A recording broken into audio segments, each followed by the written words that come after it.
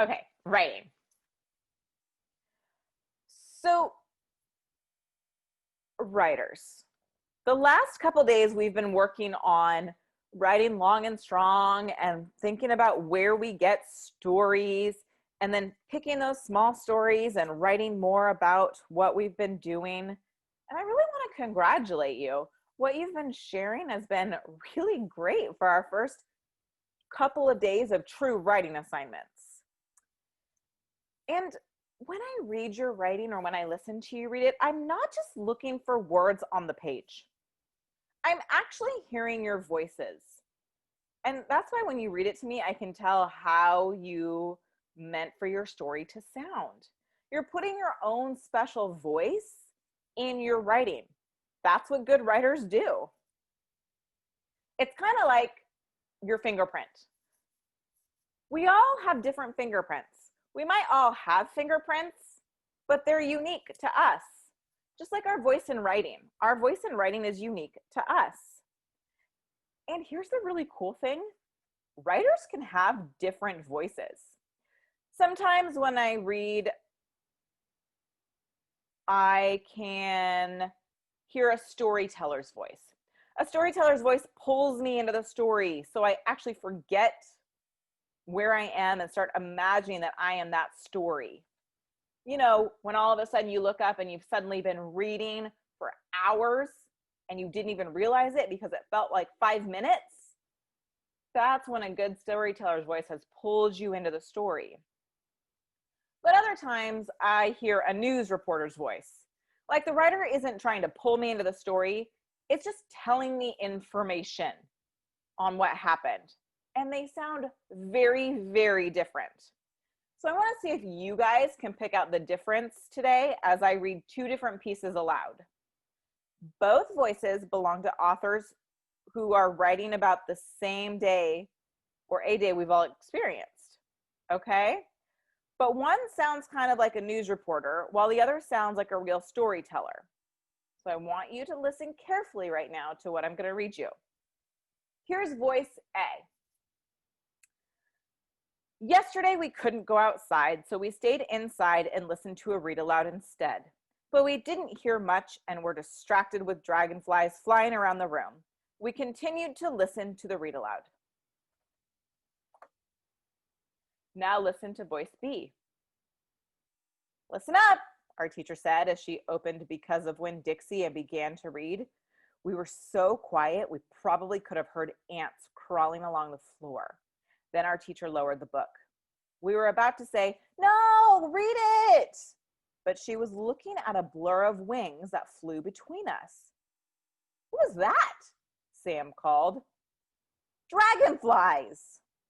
And soon enough, we saw them. Now 3 dragonflies hovered over our heads. So I want you to think, was voice A or voice B more of a storyteller's voice? Here we go.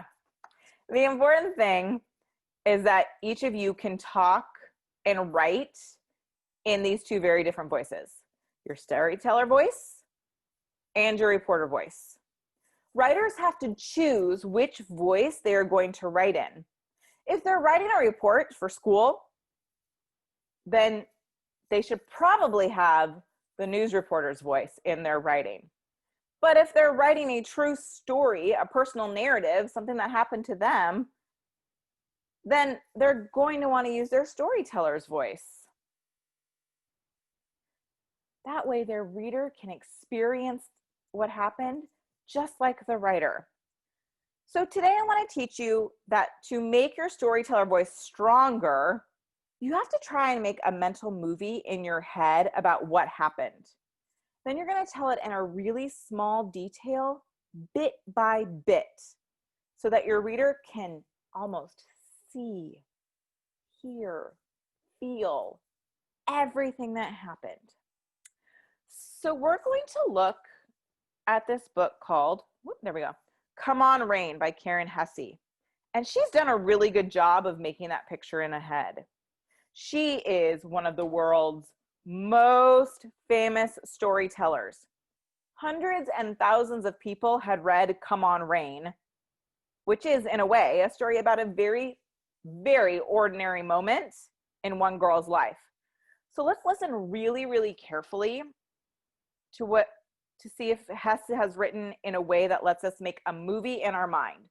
So when you're listening to me read aloud this book, I'm not going to show you the pictures yet. I'm just going to read it to you. I want you to picture a movie in your head.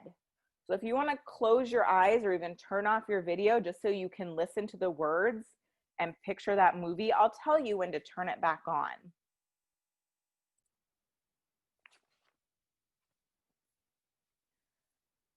Come on, Rain, I say, squinting into the endless heat. Mama lifts a listless vine and sighs. 3 weeks and not a drop, she says, sagging over her parched plants.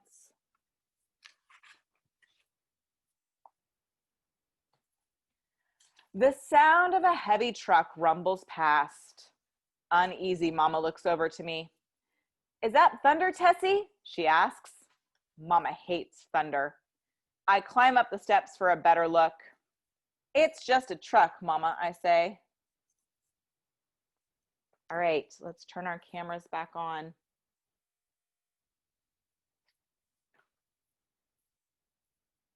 Awesome thoughts. I like some of the movies you guys made in your head. And one of the things I noticed is that Karen Hesse didn't just start by talking about the story. She didn't say, I am going to tell you about a story. One day it was really hot. There was no rain. Plants were dying. I stood outside and felt hot. She didn't give us that information.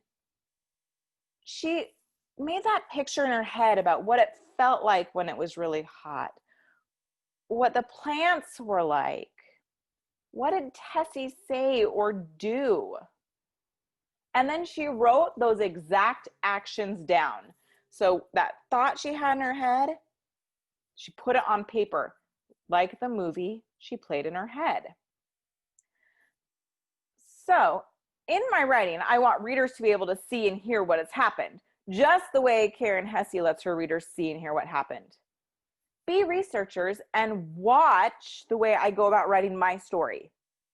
And then later you can try writing your entry in the exact same way. Okay, so I'm gonna think about, when I was a kid and I was walking my dog because I offered to walk my dog. But the reason I wanted to walk my dog is because I wanted to walk to the mini mart that was like a mile away and buy some candy to eat it on the walk back and not have my parents know about it. Not a great choice, but it happened. So let me see. I don't want to say, this is a story about when I walked my dog to the mini mart and bought candy. So how am I going to start it? Okay, so I knew I was going to be asked to walk the dog, so I just volunteered. But I was thinking, if I take her on a long walk by myself with my friend Angela, that'll be okay. And we'll walk and we'll get candy and we'll eat it by the time we get back, because it's like a mile each way. It was a really long mile though, because we grew up and we had hills like this. And so we were constantly walking hills. Okay. Okay. So in my head, I see us walking up the hill to my house. My dog, Amanda, that was the dog I had when I was a kid. She's pulling on her leash because she didn't get to go on super long walks all the time. We walked her, but not miles of walks. She was so excited. We had to walk up the gravel road. Yeah, I remember that. Okay. So let's see. So it was a bright afternoon after school. The sun was actually shining, which is a rarity in April in Oregon. I hooked Amanda up to her leash and off we went, knowing that we were going to pick up Angela and walk to the mini mart on our way. So, can you guys picture in your head my movie of my story? Now, you get to choose what you want to write about today. It can be a story you've already started. It could be a story you haven't started yet, but here's what I want you to do. Even if you were starting to write that story, you're going to start it over again today. You're going to start it over again because you're going to think about the movie first and then write it down on your paper. You're going to see if it's different from the first story you wrote by being more of a storyteller's voice. We don't want to be reporters when we're talking about stories that happen to us.